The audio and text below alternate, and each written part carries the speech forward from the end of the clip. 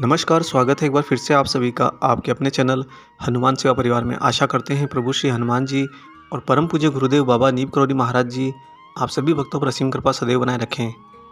इस जीवन में जब मनुष्य की कठिनाइयाँ आती हैं, दुख आते हैं, तब कहीं न कहीं उसे लगता है कि विधाता उसके भगवान उसकी परीक्षा ले रहे हैं। पर क्या हो जब मनुष्य स्वयं यहाँ भौतिक जगत की परीक्षा में फँसा हो और उस समय उसके भगवान और उसके गुरु उस पर आशीर्वाद कर दें। और जब ये महसूस होने लगता है कि उनके ईश्वर, उनके गुरु उनकी परीक्षा ले रहे हैं, तो मनुष्य कहीं न कहीं उसमें हार जाता है। उसे लगता है कि मेरे उत्तीर्ण होने की अब कोई भी संभावना बाकी नहीं है। यूँ तो दोस्तों जीवन ही पूरा का पूरा एक परीक्षा की तरह है। आप कितनी भी उसकी तैयारी कीजिए, उसमें कौन से प्रश्न आ जाएँ, कौन सी घटनाएँ आ जाएँ, ये आपको अंदाज़ा नहीं होता।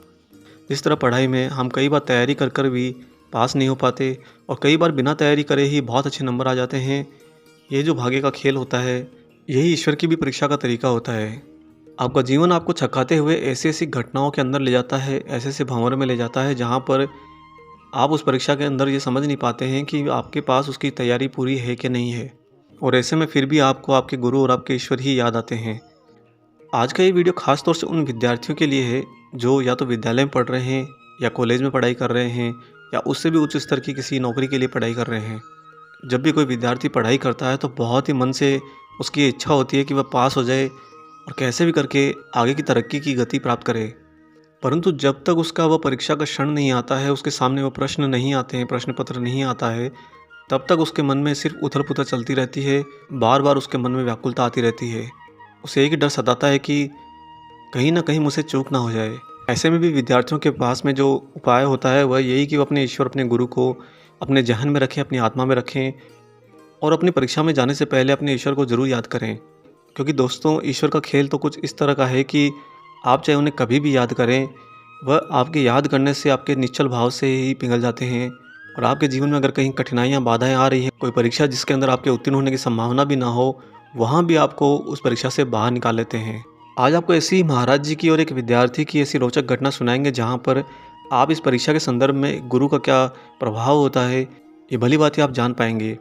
दोस्तों इससे पहले हम आगे बढ़ें, आपसे यहाँ पर एक छोटी सी गुजारिश है।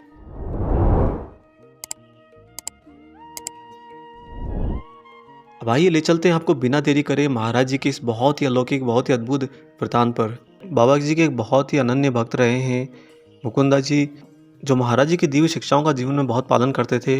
अतः उन्हें महाराज जी का शिष्य कहने में भी कोई अतिशयोक्ति नहीं होगी। ये वर्ष था 1967 का, महीना था जनवरी का। उसमें मुकुंदा के डिपार्टमेंट की ऑल इंडिया की परीक्षाएं थी। भारतवर्ष में कई हज़ार परीक्षार्थियों में उत्तीर्ण परीक्षार्थियों का प्रतिशत विभिन्न प्रदेशों में लगभग 5 से लेकर 10-12% तक ही हुआ करता था। और उत्तर प्रदेश में तो यह बहुत ही निम्न स्तर का अर्थात 4 से 5% ही उत्तीर्ण होने की संभावना होती थी।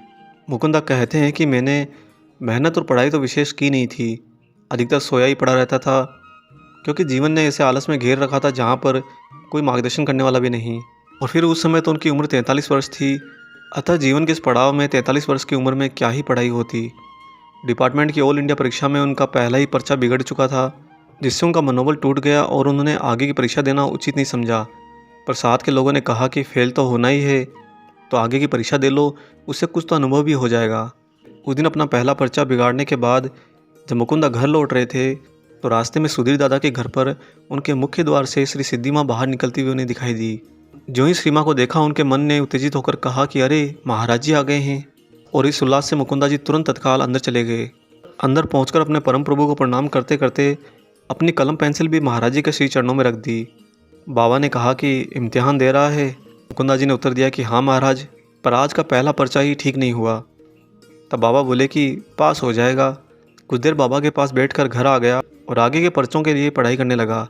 चूँकि अगले पर्चे में 3 दिन के अवकाश की अवधि थी, अतः 2 दिन तो किसी तरह इस उतापुओं में कट गए, पर तीसरे दिन नहीं रहा गया तो पहुंच गया महाराज जी के श्री चरणों में। उस दिन भी महाराज जी सुधीर दादा के घर पर ही विराजमान थे। जब मुकुंदा वहां पहुंचे तो उन्होंने पाया कि दादा के घर की छत पर धूप ले रहे थे सरकार, एक कुर्सी पर बैठे पीठ टेके हुए। पीछे अब्बा जी जो महाराज जी के ही अनन्य भक्त हुआ करते थे, वह हाथ जोड़े हुए खड़े थे। छत पर बाबा के नज़दीक पहुंचकर मुकुंदा ने महाराज जी को प्रणाम किया और प्रणाम करते ही बुरी तरह से रो उठे। और सामने जो करुणा निधान बैठे हैं वह आंसू तो किसी के देख ही नहीं सकते। तुरंत गंभीर होकर महाराज जी बोले कि क्या बात है, क्यों रो रहा है। तो मुकुंदा ने कहा कि महाराज, पास होने की विशेष इच्छा तो कभी नहीं रही, पिछले 20 वर्षों में कोई प्रयास ही नहीं किया, अब इस उम्र में फ़ेल हो गया तो अपने ही लड़कों से कैसे कहूँगा कि जीवन में किसी परीक्षा में फ़ेल मत होना। मुकुंदा की ये बातें सुनते ही महाराज जी, जो कि अब तक पीठ टेके बैठे थे, तन कर बैठ गए और जोर देकर बोले, जा पास हो जाएगा, हमने कह दिया ना तुझे। पर दीनहीन को अपनी दशा देखकर विश्वास कैसे होता।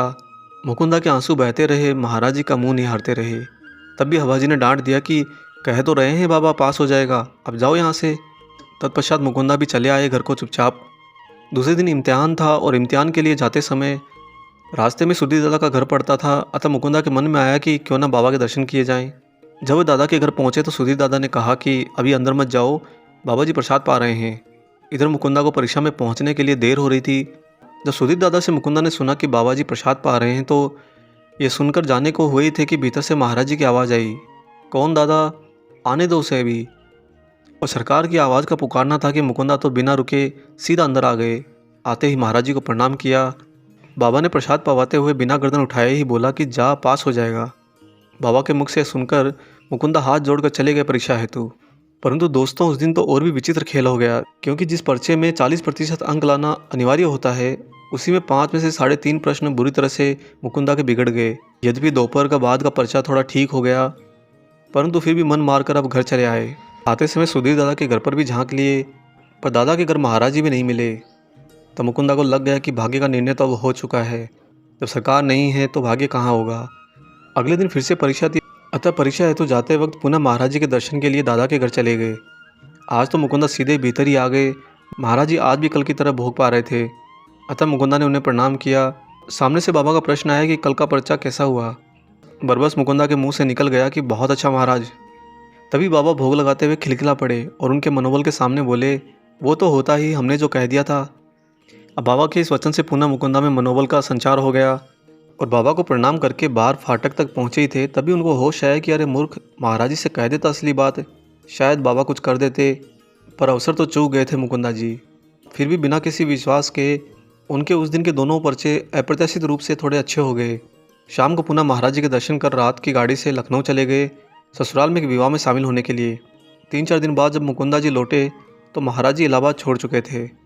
बाद में घर पर बैठकर मुकुंदा जी ने जब अपने सारे पर्चों की समीक्षा पुनरीक्षण किया, बार बार किया, तभी उन्हें पास होने की कोई गुंजाइश नहीं दिखी। उन्हें लगा कि बाबा जी तो मुझे बावला बनाकर चले गए, बस आश्वासन देते रहे, परंतु मेरे तो पेपर जो बिगड़े हैं इसके सामने तो महाराज जी के दर्शन भी नहीं मिले। और इसे ही कहते हैं अपने गुरु, अपने ईश्वर पर भी विश्वास का थोड़ा डगमगा जाना। खैर, महाराज जी के दर्शन तो हुए नहीं और परीक्षा भी खत्म हो चुकी थी और साथ ही पास होने की कोई संभावना मुकुंदा को नहीं दिखी। अतः मुकुंदा अपने दिनचर्या में लग गए और उसके कुछ समय बाद अप्रैल के अंत में परीक्षाफल घोषित किया गया। जब मुकुंदा जी सफल परीक्षार्थियों की लिस्ट देखने के लिए सभा कक्ष में पहुंचे तो सफल परीक्षार्थियों में खुद का नाम देखकर चौंक गए। उन्हें सब समझ में आ गया कि महाराज जी नज़दीक हैं या नहीं है, सामने हैं या नहीं है, पर बाबा की कृपा तो बहुत नज़दीक है।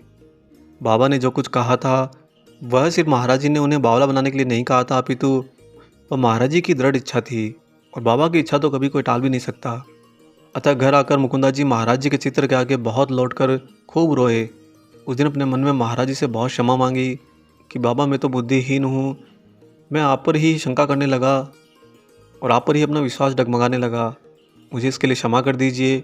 और गुरु तो होते ही हैं प्रेम का घड़ा, आप उनसे क्षमा मांगे, वह आपको अपना प्रेम रूपी जल जरूर पान कराएंगे। इसी भक्तिभाव के साथ आशा करते हैं कि आज का ये वीडियो आपको पसंद आया हो। वीडियो अगर अच्छा लगा है तो जाने से पहले इसे लाइक ज़रूर कर दीजिएगा और अगर आपने अभी तक चैनल सब्सक्राइब नहीं किया है तो चैनल को सब्सक्राइब कर लीजिए, साथ ही बेल आइकन को ऑन कर लीजिए ताकि आने वाले सारे नए वीडियो आप तक सर्वप्रथम पहुँचें। मिलेंगे बहुत जल्दी एक और ऐसे शुभ अंक के साथ। तब तक अपना और अपने माता पिता का संपूर्ण ख्याल रखिए और परम प्रभु श्री राम जी का निरंतर गुणगान करते हुए बाबा हनुमान और बाबा नीम करोली महाराज जी की निस्वार्थ होकर सेवा करते रहिए। जय सिया राम।